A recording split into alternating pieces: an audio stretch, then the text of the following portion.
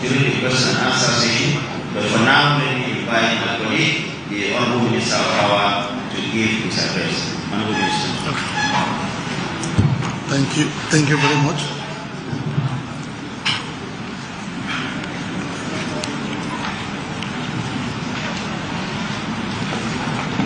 My colleague and big brother, the Honorable Minister of Information, the Special Advisor to Mr. President on Information and Strategy, the Chairman, Nigeria Electricity Regulatory Commission, ably represented at this event by the Commissioner and Executive Vice Chairman, Dr. Muslim Husseini. All senior officials of various federal ministries present here, CEOs and senior officials of government agencies and parastatals present, distinguished invited guests, gentlemen of the press, ladies and gentlemen, I say good afternoon to you all.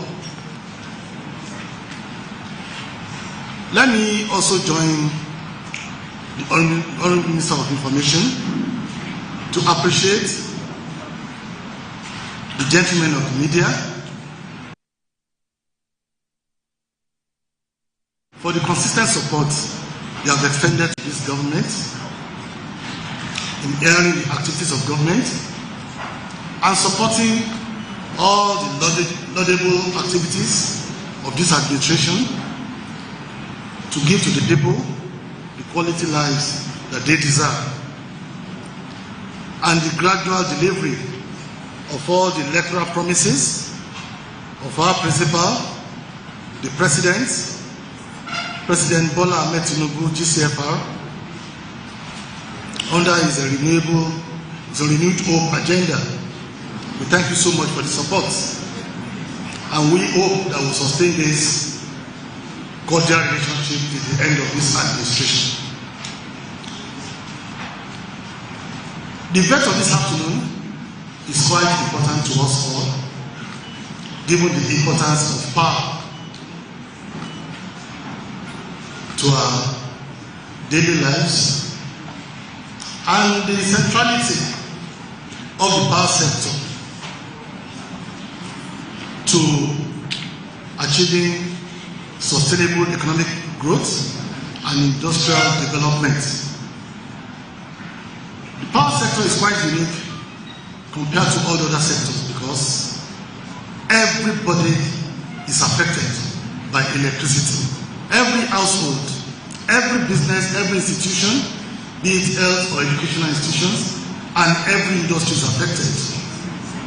And I've said it in the past that one of the major contributors to consistent depreciation in value of our currency has been our heavy dependence on imports, which is why this administration has taken it as one of its cardinal activity to achieve import substitution and export promotion. And when you talk about import substitution and export promotion, local production comes into play. There's no way you talk about local production without the energy. So energy is important and central to the activities of government. This is going to be an interactive session, but before then, we'll take just 15 to 20 minutes to provide an overview of the power sector and the activities of our ministry and our agencies to ensure that we transform the sector to the standard that we all aim for. I will provide that overview. There are some technical details of the recent increase in tariff for a portion of the consumers, which is just 15%, branded as Band A customers. I have my colleague here, Dr. Muslim Husseini, that will provide some insight into the technical details, and will now take questions and answers. Firstly, let me appeal to the general public and electricity consumers, including you and I, to display some level of understanding with whatever policy or whatever pronouncement that this administration comes up with, and let us maintain the trust and confidence that we have reposed in this government. This government was voted in democratically based on the trust and confidence of the electorate. The can-do spirit that you observed in Mr. President is still there. He has done it elsewhere before now, in Lagos State, and we hope and we believe that he's going to replicate the same at the federal level together with his hard-working team. Power is critical to optimal performance of other sectors. There's no sector that can perform optimally without stability in the power sector. And Mr. President has resolved to use the power sector to drive the delivery of his laudable objectives of sustainable economic growth and industrial development under the renewed hope agenda. We are all aware of the current actions that citizens are passing through based on some tough decisions, but necessary decisions that government has taken in the recent past about removal of fuel subsidy, about harmonization of the dual exchange rates. You know that this has led to a lot of things. The inflation rate is there, the devaluation of the naira is there, and the increase in prices of goods and services. These are enough actions that government is not ready to aggravate at any rate. We are all aware of this. So government will not deliberately come up with a policy to worsen an already bad situation that we are struggling to come out of, which I believe they are necessary pains if you are targeting some gains in this sector. And Mr. President is also committed to transforming the power sector.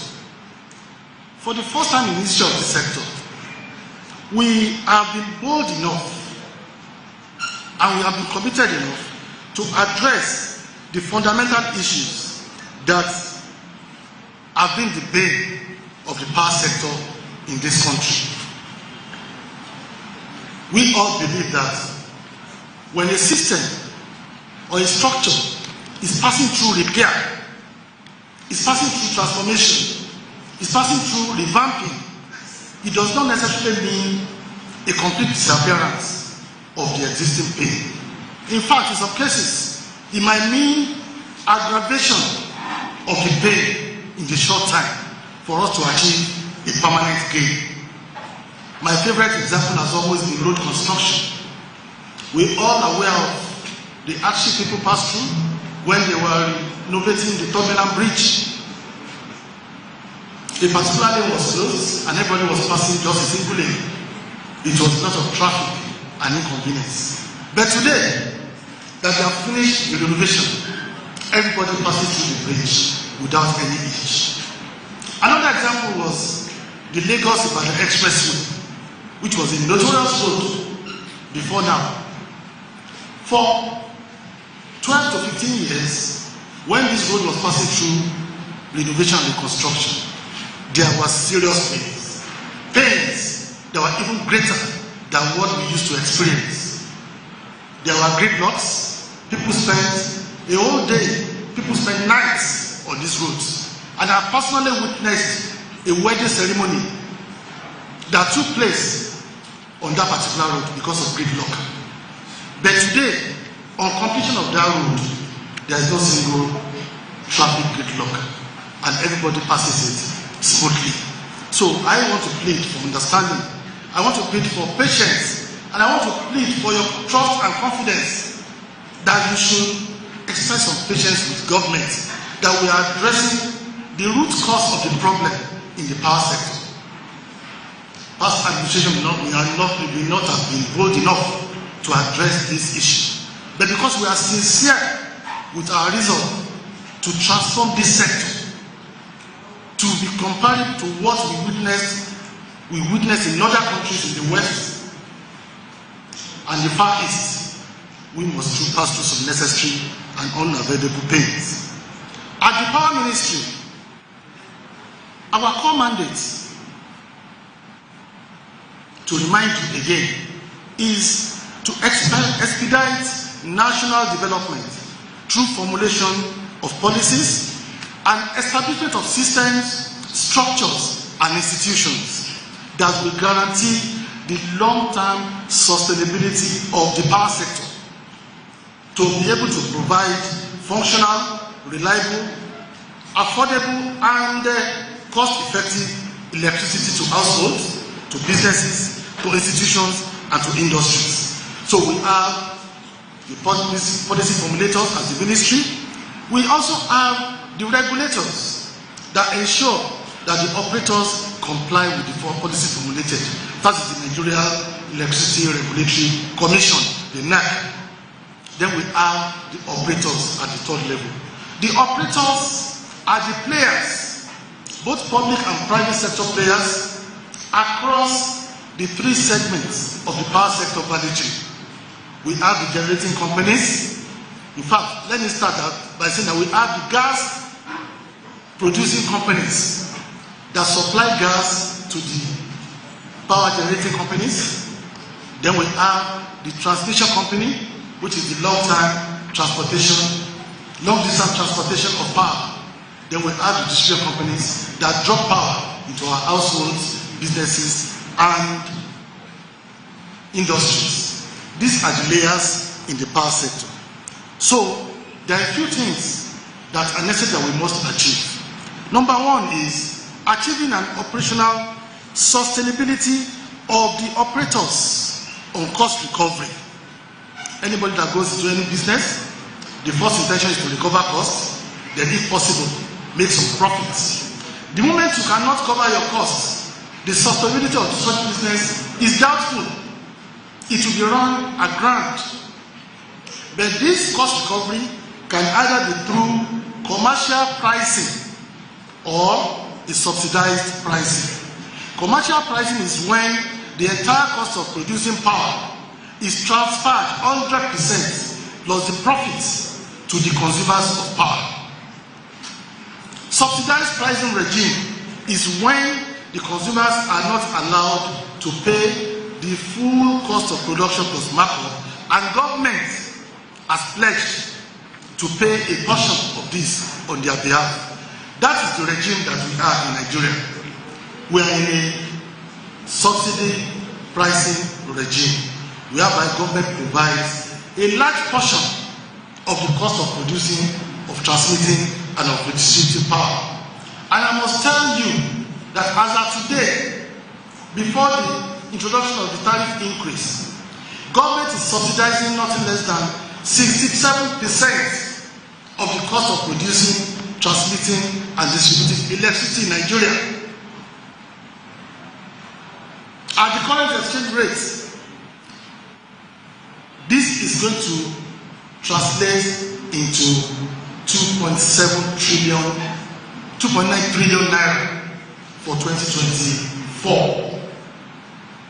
This is more than 10% of the national budget. Power sector is just a single sector out of so many sectors that government has to attend to.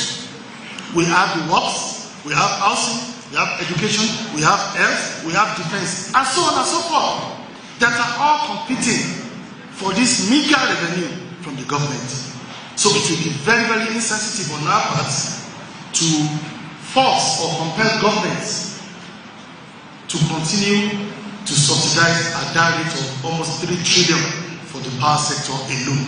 We just have to be realistic and considerate.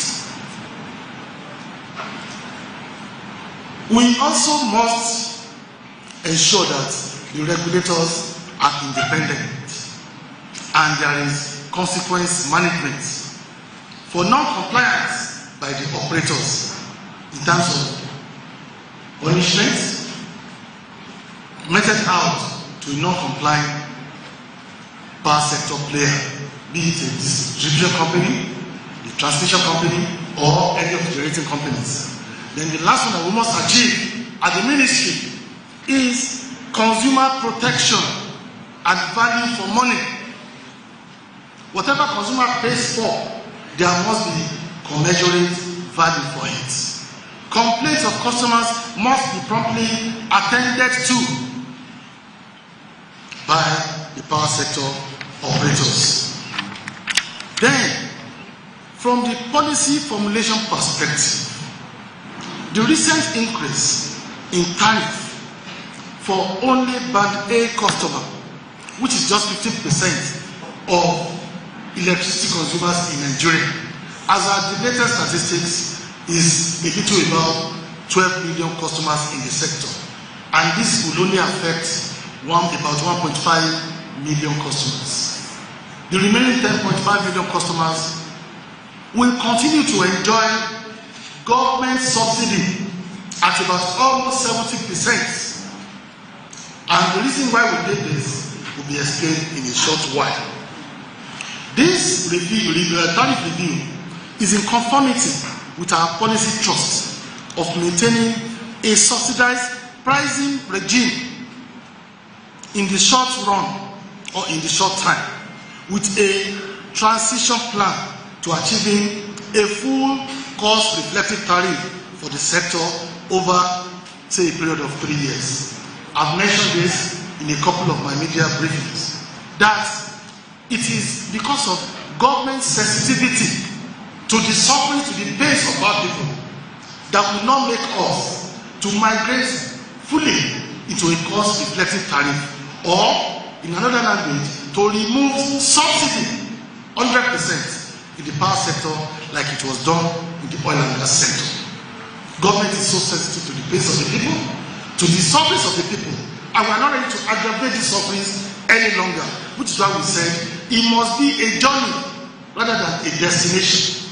And the journey starts from now, that we should do a gradual migration from the subsidy regime to a full cost reflective regime, and we must start with some customers. This is not like a pilot for us at the Ministry of Power and our agencies. It's like a proof of concept. It's a POC that those that will have the infrastructure sufficient enough, adequate enough, and qualitative enough to deliver stable power that will enjoy between 20 and 24 hours of light to be the ones that we should target. And this set of customers, we have established the capacity and the willingness to pay for this. And it only affects 15% of customers with established capacity and willingness to pay at a service level agreement. The service level agreement is 20 hours at the minimum. And on the overall, I believe realistically that if we're able to comply with this service level agreement of 20 hours minimum, it is still far cheaper than the alternative source of diesel and petrol generators. I believe you will agree with me that the average cost of generating a kilowatt hour of power today using diesel and petrol generator is not less than 450 naira to 500 naira, because of the capital investment of purchasing the generator, because of the daily operational funding of the fueling of the generator, and because of the regular intermittent servicing of these generators. The cost is not less than 500 naira. So if we are putting the tariff at 225 naira thereabouts, I believe it is more than 50% cheaper than running alternative power. And like I mentioned earlier, that for the first time in many years, government is taking a bold step to address the fundamental issues confronting the power sector. Number one issue, which I believe this step that we have taken is going to address, is the liquidity and pricing issues. This sector has been deprived of the required liquidity to keep it running on a sustainable level, to keep it to continuously being in business, because it is no longer attractive to investors. Even the operators don't have enough liquidity to invest in enhancement of their infrastructures. The generating companies could not pay the gas companies, which is the raw material, which is the feedstock that they use to generate power. The generating companies cannot service their equipment. It's getting to a level that they cannot even pay their salary, the salaries of their workers because of the accumulated debt in the sector due to lack of liquidity and commercial pricing. And I believe that previous administrations have shied away from addressing this. It's a tough conversation, but we must have it at a point if we are serious about stable power sector in this country. And this government is committed to doing it. Might be painful in the short term, but the gains will come very soon, and the gains shall become permanent. Number 2 is the infrastructure deficit in the sector. We keep saying it's a 3-segment sector: generation, transmission, and distribution. For me, to be more comprehensive, it's a 5-segment sector. We have the gas sector with gas production and transportation infrastructure. We have the generating companies, which is the thermal plants, that's the gas-fired power plants, and the hydroelectric power plants. Those are the generators.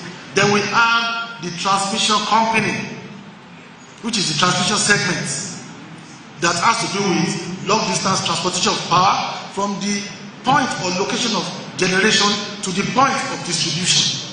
Those are the high-voltage power lines and towers that we see all over, that people even vandalize.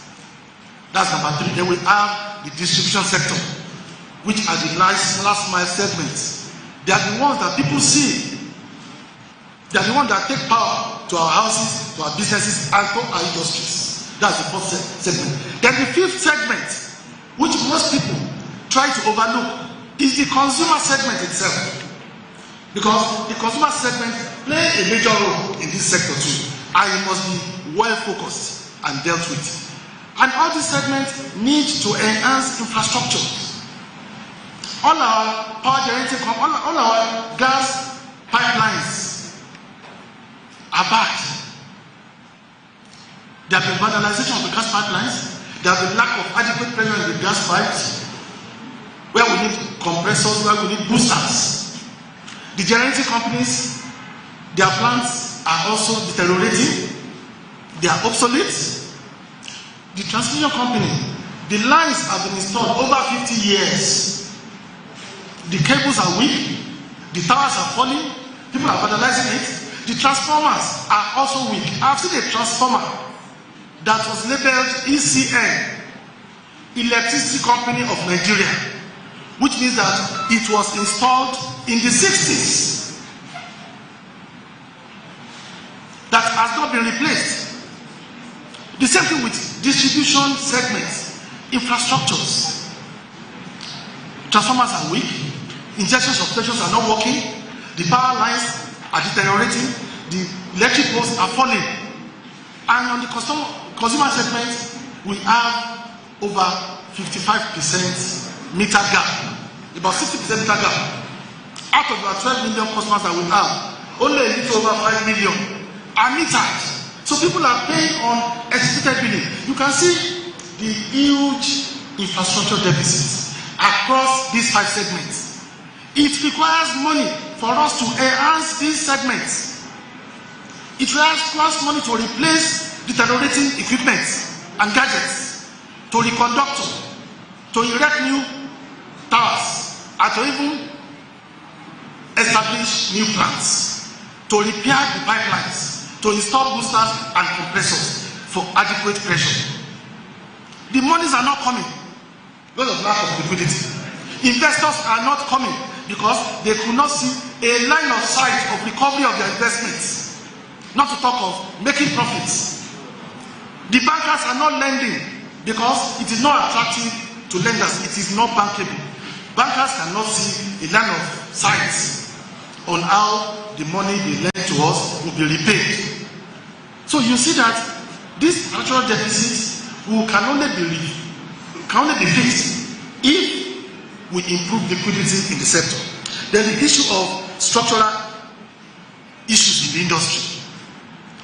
This sector used to be on the exclusive legislative list of the National Assembly, whereby it was only the federal government that could invest and play in the power sector, whether it's generation, whether it's transmission or distribution. It was only one NEPA that we had. It was only one ECN, one NEPA, one PHCN. Those are structural issues that we believe that it must be a decentralized sector. And Mr. President has made our job so easy by signing into law the Electricity Act of 2023 that has unbundled all the segments in the sector and that has allowed the subnational government, both the state and local government, to play in the sector. That's also allowing the private sector to come in and play in the sector. Those are the issues that we are addressing that have not been addressed in the past. So decentralization is a major issue and we are achieving it. The consumer protection issue, we have said it that service level agreement is a covenant. If we say we are giving you 20 hours for paying 225 naira per kilowatt hour, that 20 hours must not be less than 20 hours. If it is less than 20 hours, there must be sanctions. There must be consequence management. You can clap if you want to clap. I can see that you wanted to clap. Don't let us shy away from our responsibilities. Please. So we thank Mr. President for doing that.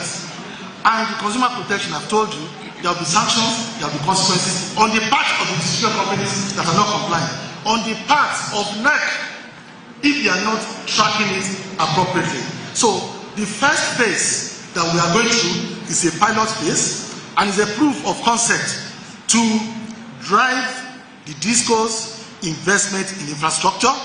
Once they know they are making money from this band A tariff increase, they will be fast to improve infrastructure in other bands and migrate them to band A, and they will make more money and the industry will be sustained. It's also to drive or accelerate migration of customers to premium bands within a very short period. It's an incentive for them to migrate band B, band C to band A. I listened to NAC yesterday. The band A figures that we have is over 1,000. Then we looked at them, we examined them. Which among these can provide 20 hours of light? And we downgraded over 500. It's only 481 feeders that are currently classified as band A. These are the feeders that are good enough, in very good condition to provide stable, uninterrupted power to the consumers. So we are not sleeping. We are living up to our responsibilities too. But the problem with power is the moment the consumer cannot stand up, switch on the light, and the light shows up, we are not doing anything. So all efforts in generation, in transmission, can only be seen if it is translated to distribution to customers. This will also enable the DISCOs to charge appropriate pricing with value to customers. We don't just want to increase the tariff, we want the consumers to have value for their money. That is the essence of this. And it is better that we start this journey now, so that we can conclude it on time, because the journey of 1,000 miles starts with a single step in the right direction. This one is in the right direction, and we want to display the understanding that we deserve. And lastly is to encourage energy consumption management by consumers. One bitter truth that we also need to tell ourselves as Nigerians. We are all Nigerians. A few people are only privileged to sit on the high table here. We are on the same level. We must be able to talk the truth to ourselves. We don't have the culture of consumption management in this country in terms of power, just because of the cheapness of the tariff we pay in power. A lot of people come back from work, they want to have dinner, or they want to play with their colleagues down the road. They switch on the AC for the room to be cooling before they come back. Yes, some people will be going to work in the morning, a freezer has been left on for days, they will still leave it on when all the items in the freezer are already frozen. And 5, 6, 8 hours of their absence will not make it to the freeze. They will still leave it. It will consume power just because we are not paying enough. We've all been overseas before. We know how conscious the power consumers are to consumption of electricity. Thank you very much. I will round up soon. So this will also enable us. Thank you very much. This will also enable us to manage our consumption.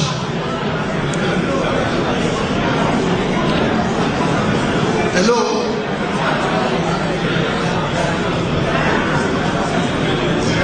Ladies and gentlemen, let me round up this. I want to say this before I round up, that there is also service tracking and consequence management and penalties on consumption. We are carrying out a number of initiatives to ensure that we improve activities and performance of the sector.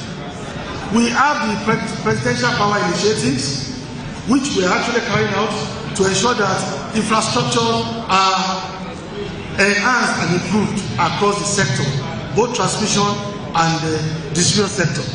There's also the PMI, the presidential monitoring initiatives, to which we are going to discuss elaborately, maybe in another forum, to ensure that we close the huge meter gap that we have in the industry.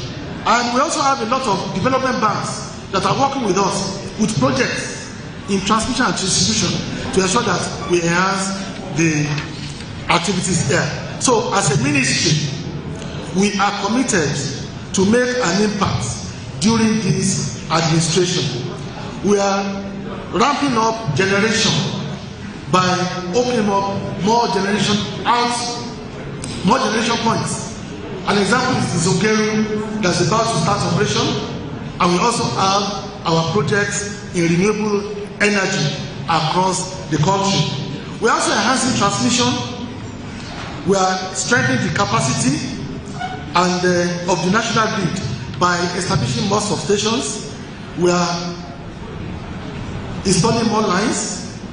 We are introducing SCADA, that's the security control and data control, which is the automated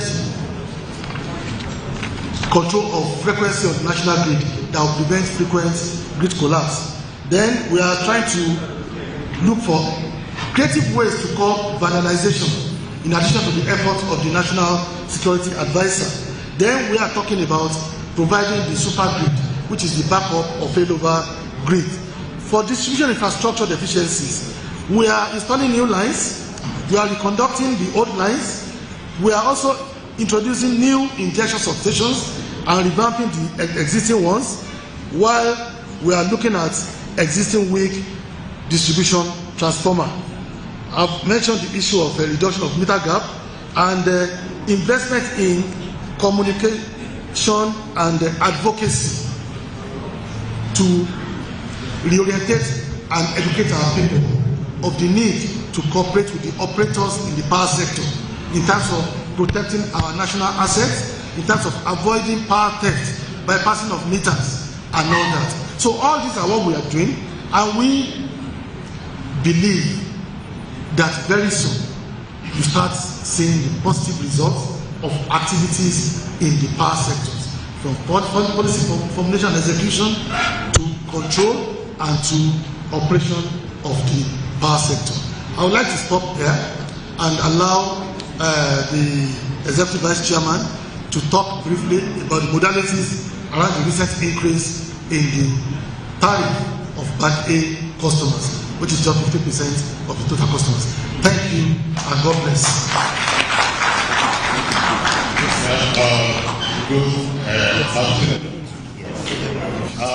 Thank you, Honorable Ministers.